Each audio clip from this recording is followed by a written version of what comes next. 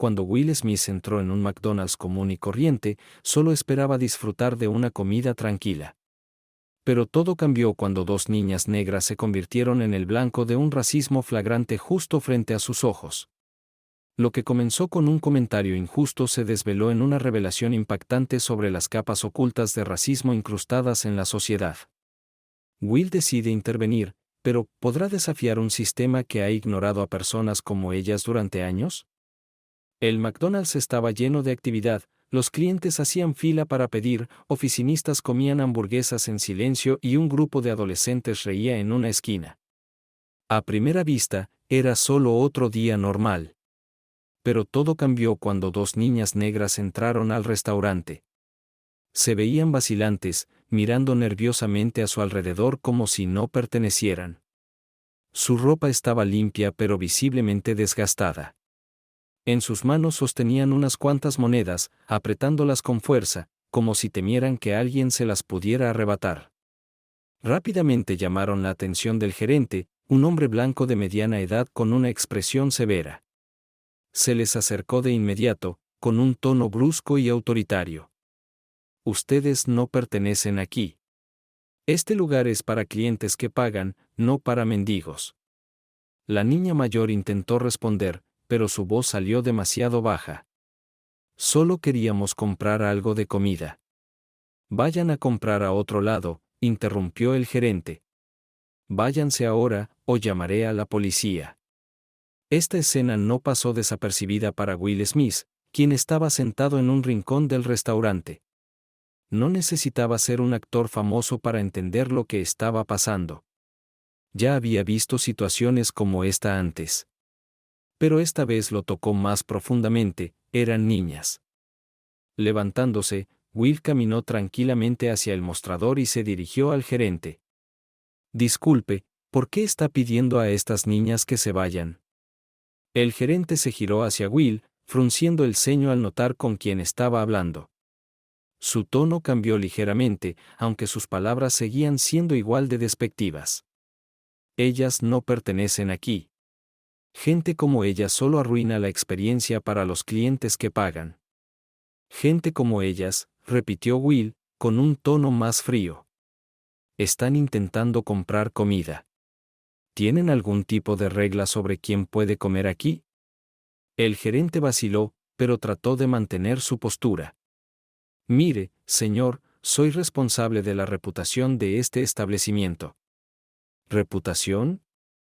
Will se inclinó un poco más cerca. ¿Qué tipo de reputación? ¿Una reputación de racismo? El restaurante quedó en silencio mientras la conversación llamaba la atención de otros clientes. Will se volvió hacia las niñas, se inclinó un poco y les dijo con suavidad. Está bien. Vayan a mi mesa. Yo les conseguiré lo que quieran. Las niñas dudaron al principio, pero luego se movieron tímidamente hacia la mesa que Will les señaló. Él hizo un pedido, ignorando las miradas del gerente. Mientras esperaban la comida, las niñas lo miraban con gratitud y confusión. Gracias, señor, dijo suavemente la mayor. Pero Will sabía que este incidente era solo la punta del iceberg. Podía sentirlo. Detrás de este momento aparentemente simple había un problema mucho mayor, uno que no podía ignorar. Las niñas se sentaron frente a Will, relajándose poco a poco, pero sus ojos todavía mostraban una desconfianza persistente. Bebían jugo de vasos de plástico, pero aún no tocaban la comida, como si temieran que alguien se la pudiera quitar. Mirándolas, Will decidió animarlas a que se abrieran. Cuéntenme de ustedes, comenzó con suavidad. Mencionaron que vienen de un refugio, ¿cierto? La niña mayor asintió, apretando con fuerza la mano de su hermana. Sí, hay muchos de nosotros allí. Niños diferentes. Vivimos allí hasta que encuentran familias para nosotros. La niña menor agregó en voz baja. Si encuentran familias. Will frunció el ceño, pero no interrumpió. Podía sentir el peso detrás de esas palabras. ¿Y por qué vinieron aquí?, preguntó, guiando la conversación.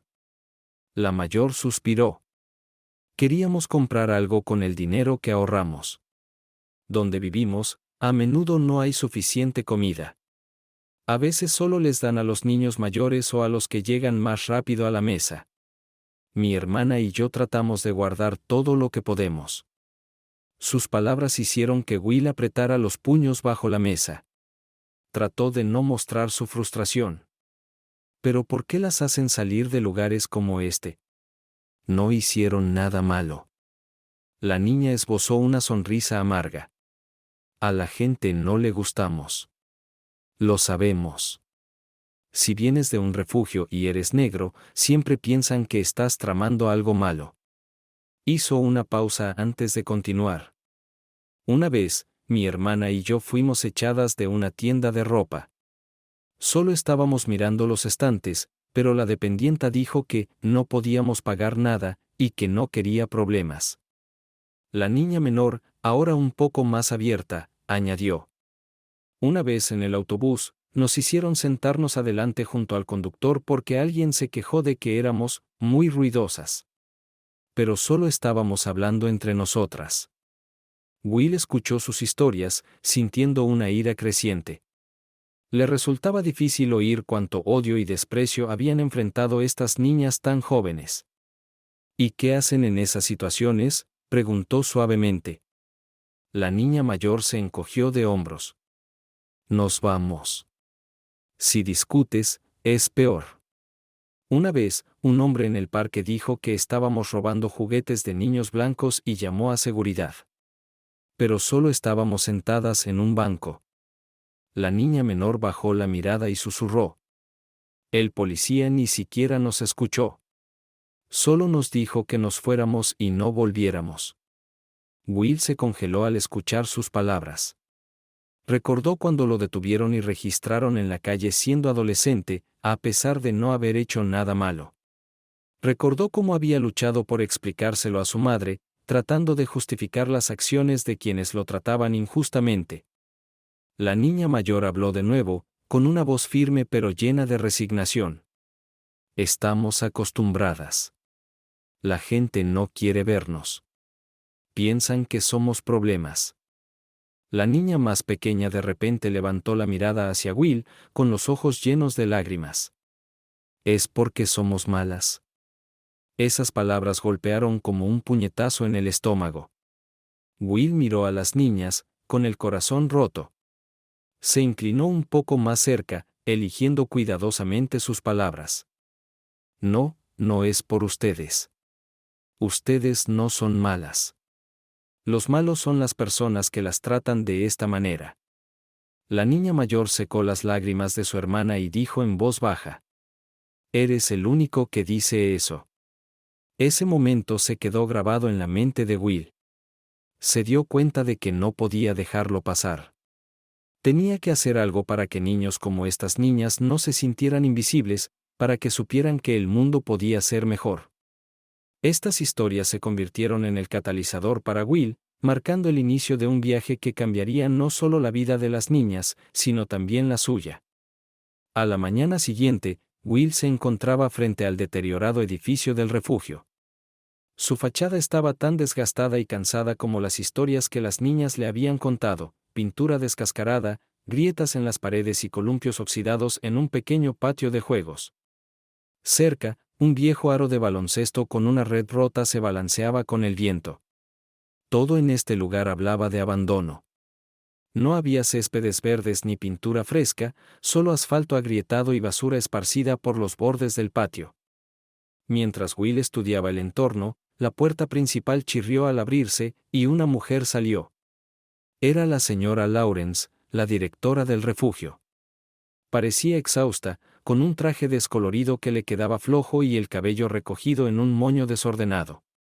Trataba de parecer animada, pero había tensión en su sonrisa.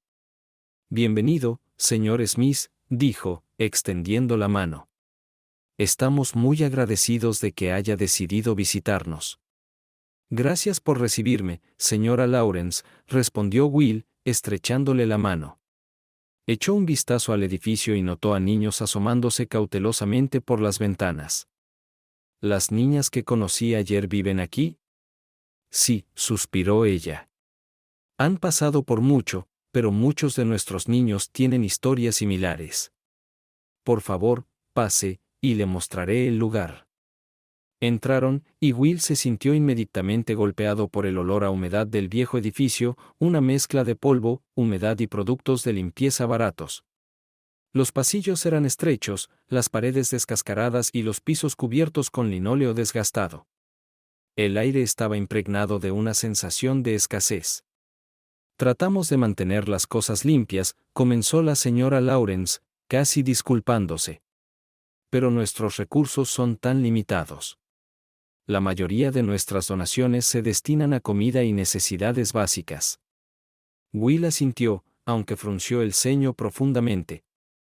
¿Cuánto tiempo lleva el refugio en este estado? Años, admitió ella.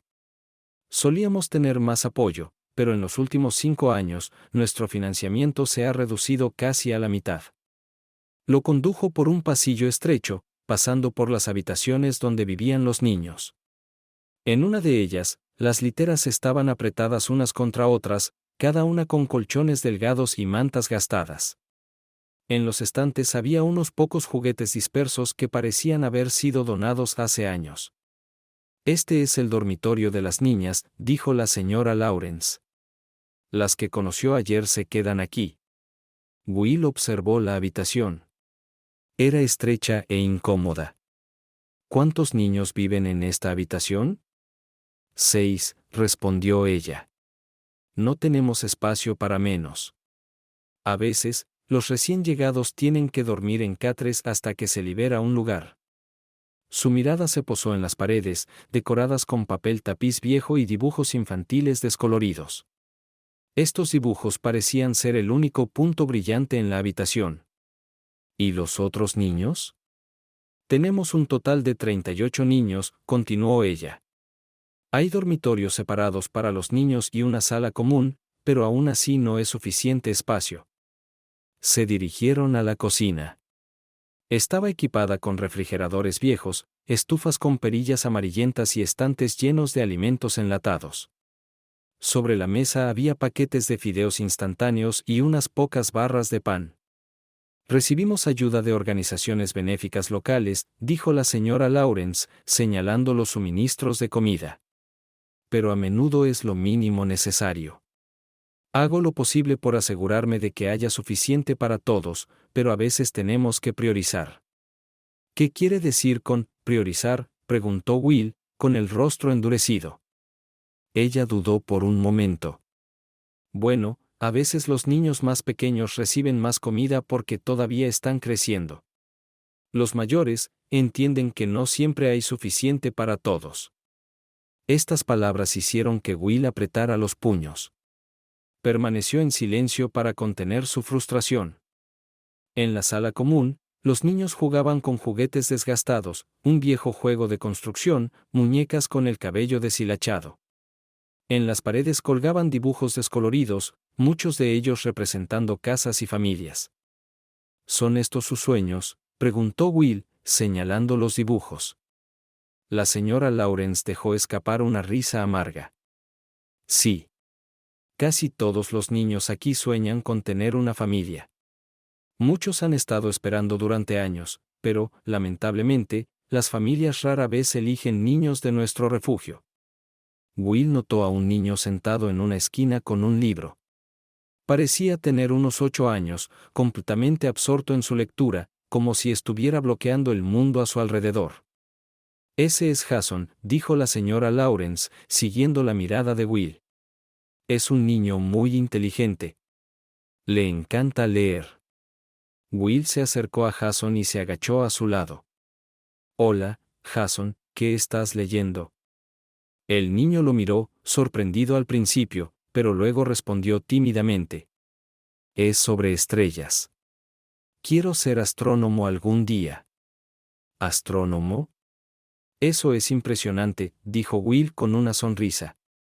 Sabes, eso requiere mucho estudio. Jason asintió. Lo sé. Pero en la escuela dicen que soy un mal estudiante. Los maestros piensan que no puedo seguir el ritmo. ¿Por qué piensan eso?, preguntó Will con suavidad. Jason se encogió de hombros. Porque soy del refugio. Piensan que todos somos iguales. Esas palabras golpearon a Will como un puñetazo en el estómago.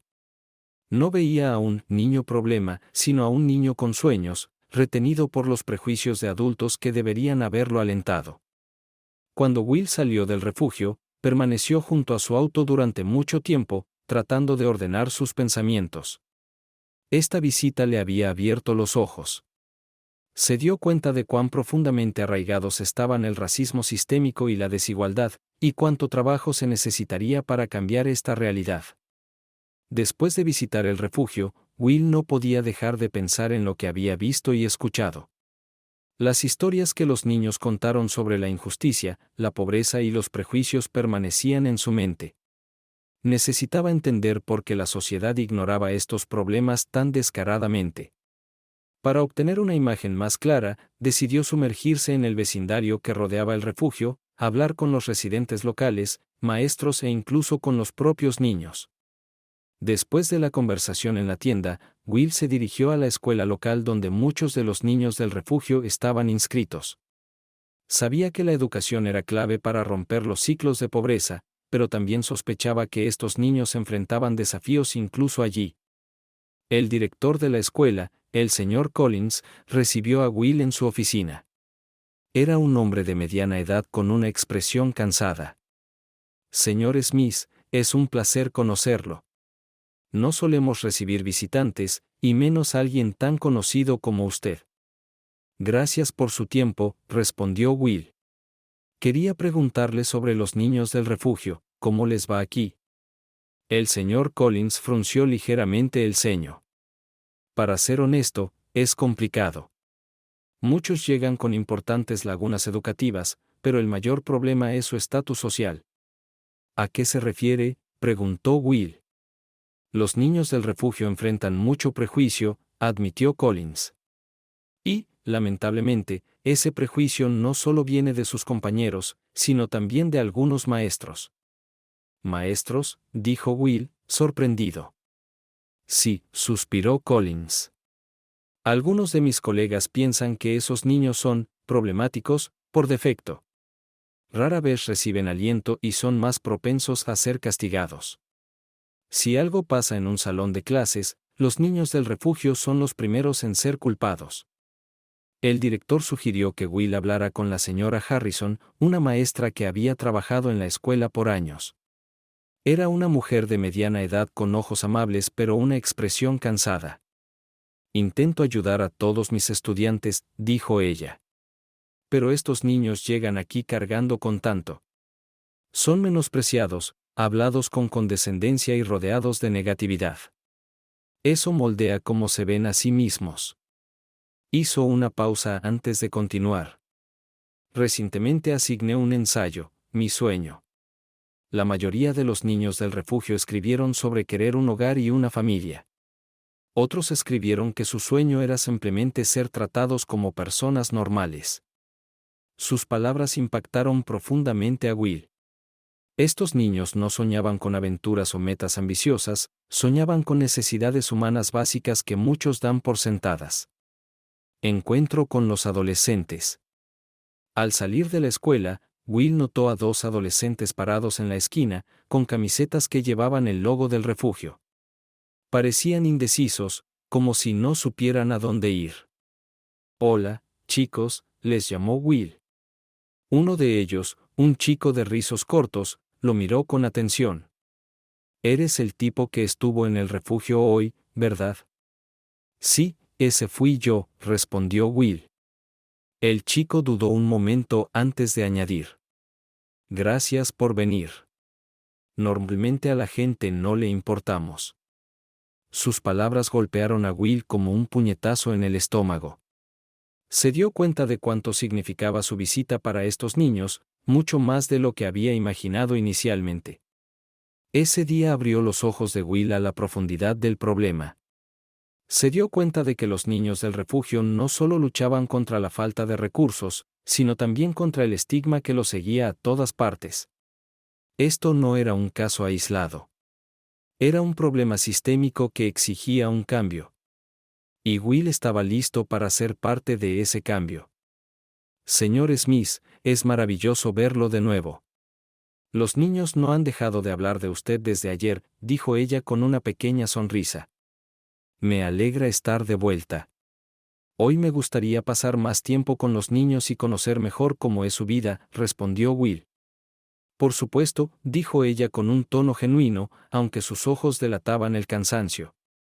Le mostraré todo lo que pueda. Desayuno. La primera parada fue el comedor. Era una pequeña sala con largas mesas de madera y sillas desparejadas, muchas de las cuales crujían con cada movimiento. Los niños se reunían para desayunar, cada uno llevando una bandeja con porciones modestas de avena, rebanadas de pan y vasos de leche. Hoy tuvimos suerte, susurró la señora Lawrence al notar la mirada de Will. Un panadero local donó pan fresco. Usualmente, tenemos que depender de panes congelados.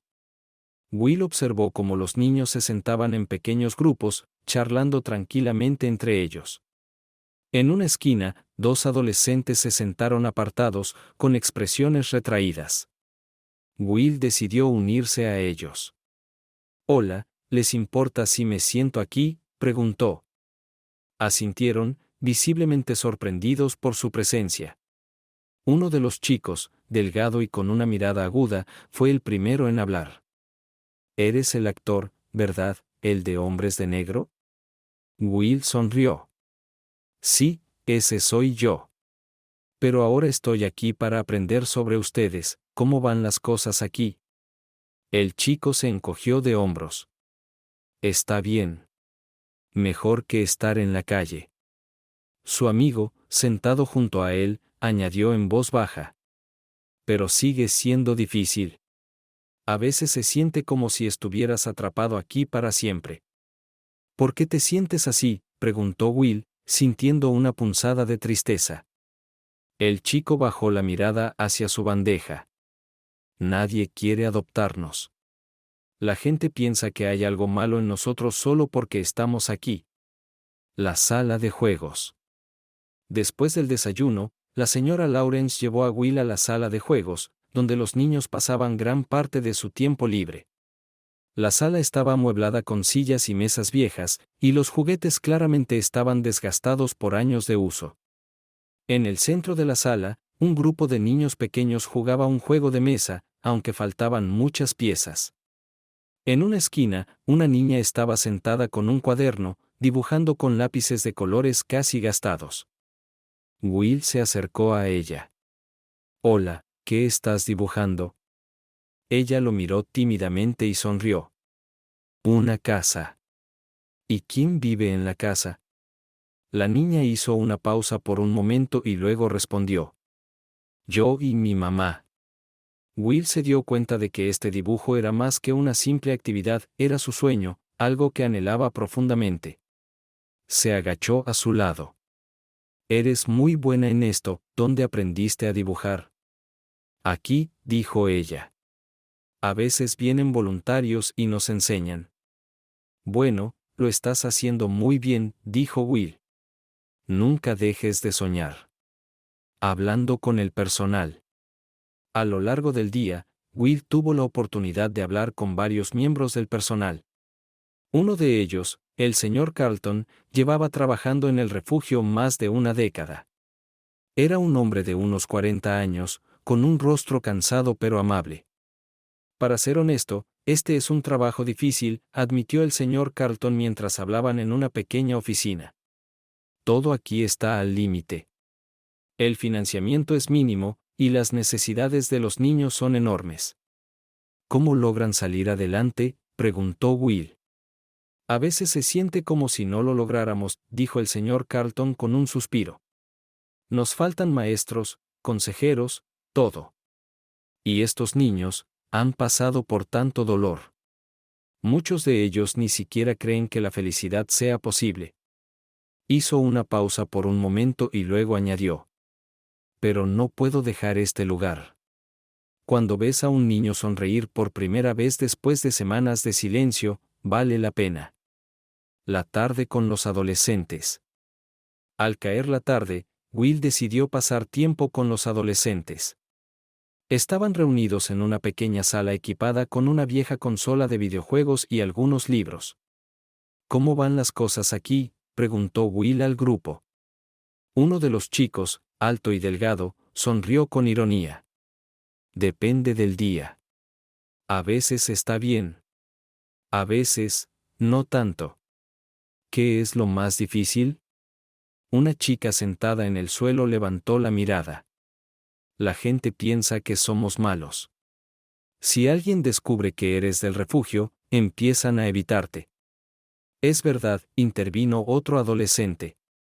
Incluso en la escuela, siempre somos los primeros en ser culpados si algo pasa.